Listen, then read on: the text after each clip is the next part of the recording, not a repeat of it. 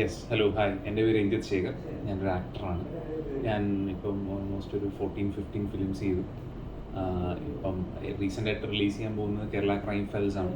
Flask എന്ന movie release ചെയ്യാൻ സഹിച്ചാണ് സുരേഷ് കൃഷ്ണൻ അഭിനയിച്ചത്. ഇതാണ് ഇപ്പോഴത്തെ ഞാൻ.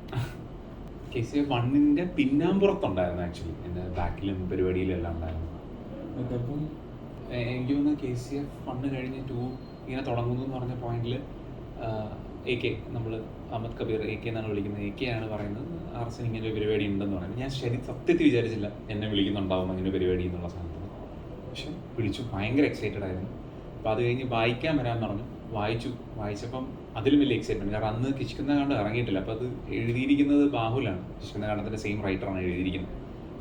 കിഷ്കിന്ദ കാണ്ഡം ഇറങ്ങിയിട്ടില്ല ആ സമയത്ത്.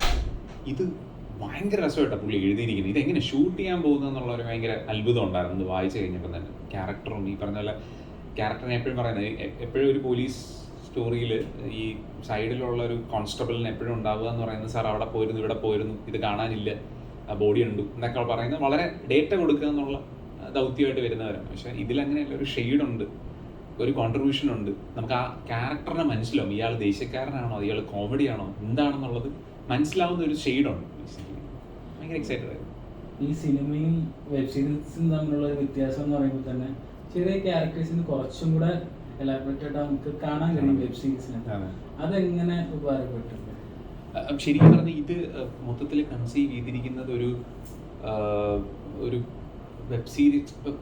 ഈ ശരിയാണ്, നമുക്കൊരു 6 എപ്പിസോഡ് ഉണ്ട്, അതിന് ക്ലിഫ് ഹാങ്കേഴ്സ് വേണം എന്നുണ്ടെങ്കിൽ ഇതൊരു പെർട്ടിക്കുലർലി സിനിമ പോലെ തന്നെയാണ് ഇരിക്കുന്നത്. ടോട്ടലി അതിൻ്റെ ക്യാൻവാസാണ്, സിനിമയും കാട്ടി വലിയൊരു ക്യാൻവാസ് ആണ് എന്ന് എനിക്ക് തോന്നുന്നുണ്ട്. ടോട്ടലി അതിൻ്റെ മേക്കിംഗ് ലെവലിൽ ഈ ഡെഫിനറ്റ്ലി നമുക്കൊരു 3 മണിക്കൂർ സമയം കിട്ടുന്നുണ്ട്. ഈച്ച് ക്യാരക്ടേഴ്സിന് അതിൻ്റെ ഷെയ്ഡ്സ് കാണിക്കാനും ഡെപ്തിലോട്ട് കഥ പറയാനും പറ്റുന്നുണ്ട്.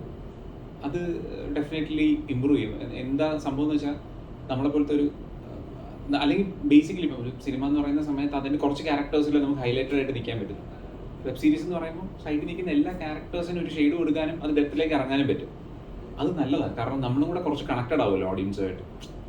KCF 1 ഷൂട്ട് ചെയ്യുന്ന സമയത്ത് ഭയങ്കര രസമായിട്ടാണ് ഷൂട്ട് ചെയ്യുന്നത്. അപ്പം ഞാൻ ആ സെറ്റിലുണ്ട്, ഭയങ്കര രസമായിട്ടാണ് വരുന്നത് അതിൻ്റെ സീൻസും കാര്യങ്ങളും എല്ലാം. പക്ഷേ ഇത് ഇത്രയും വിജയമാവുമെന്ന് എനിക്ക് അങ്ങനെ ഒരു ചിന്ത ഉണ്ടായിരുന്നില്ല. കാരണം നമ്മൾ അന്ന് ആദ്യമായിട്ടാണല്ലോ വെബ് സീരീസ് ഇറക്കുന്നത്. അപ്പോൾ എത്ര പേര് കാണുന്നോ, ഇതെങ്ങനെയാണ് റിസീവ് ചെയ്യാൻ പോകുന്നതെന്ന് തന്നെ വലിയ ഐഡിയ ഇല്ല.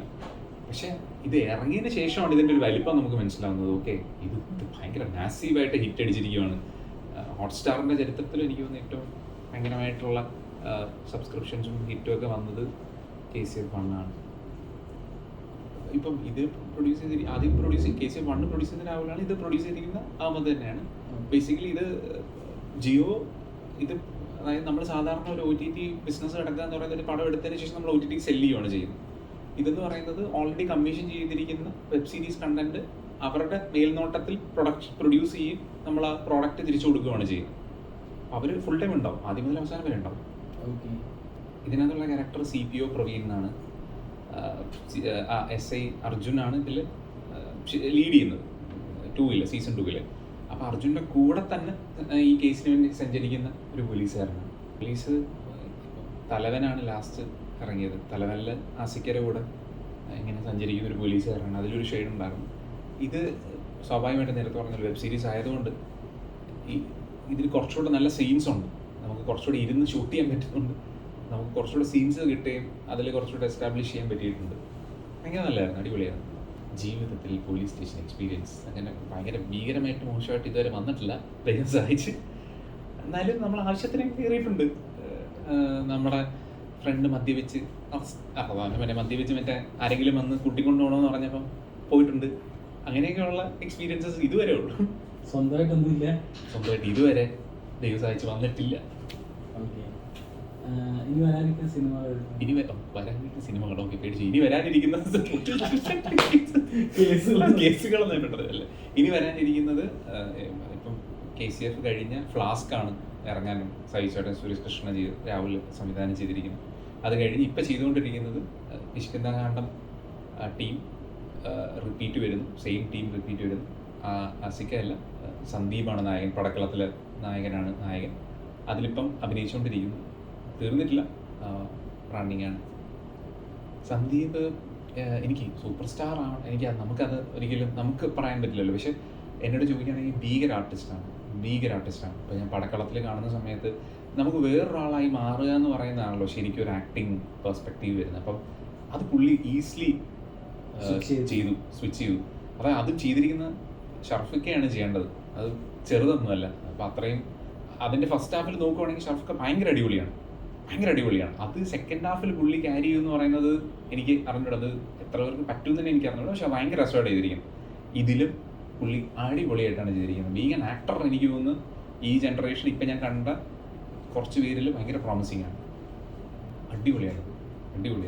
പുള്ളിയുടെ ഏറ്റവും വലിയ ഗുണം, പുള്ളി ഷോർട്ട് ഫിലിം ചെയ്യുന്ന സമയത്ത് തന്നെ എനിക്കിപ്പോഴും ഓർമ്മയുണ്ട്, കിരൺ ജോസിയുണ്ട് പ്രേമലുവിൻ്റെ റൈറ്ററിൽ ഒരാളാണ്. അപ്പം കിരൺ ഒരു ഷോർട്ട് ഫിലിം ചെയ്ത സമയത്ത് ഞാൻ പുള്ളിയോട് ചോദിച്ചിട്ടുണ്ട് ഈ സന്ദീപിനെ എങ്ങനെയാണ് കാസ്റ്റ് ചെയ്തതെന്ന് ചോദിച്ചിട്ടുണ്ട്. അപ്പം അന്ന് എന്നോട് കിരൺ പറഞ്ഞൊരു പോയിന്റ് ഉണ്ട്, അന്ന് സന്ദീപ് ഏകദേശം ഒരു ഷോർട്ട് ഫിലിമേ ചെയ്തിട്ടുള്ളൂ.